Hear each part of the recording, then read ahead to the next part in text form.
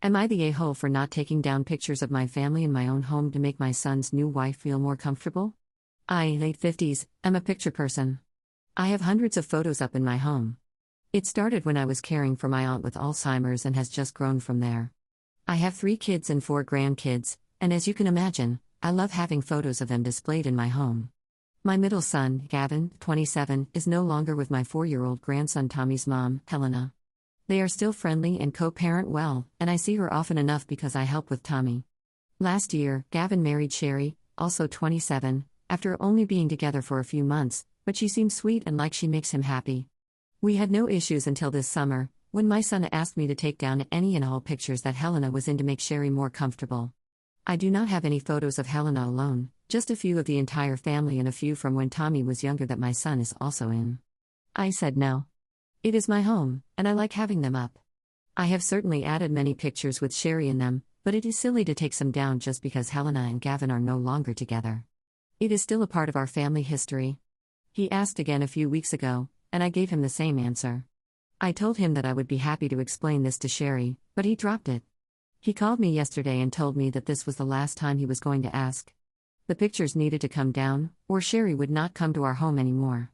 I told him that was ridiculous, and he said it was important to him because the pictures made Sherry jealous and it was affecting the way she was treating Tommy. I am appalled. Apparently, Tommy mentioned a picture in my house and Sherry threw a fit, and Gavin says it is making his life difficult.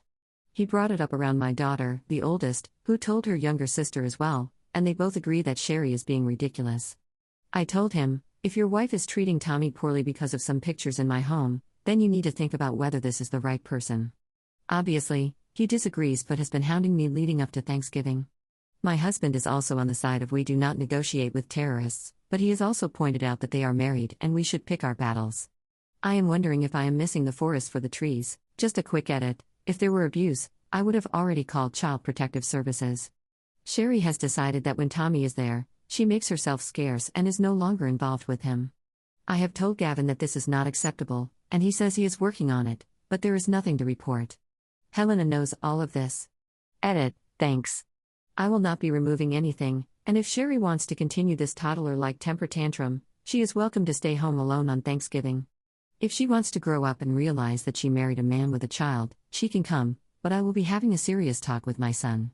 My husband and I are well off and readily help our kids financially. Gavin is welcome to cut me off over this, but I doubt that will happen, as we will react likewise. Also, I counted today while I was cleaning. I saw a maximum of 5 pictures with Helena in them.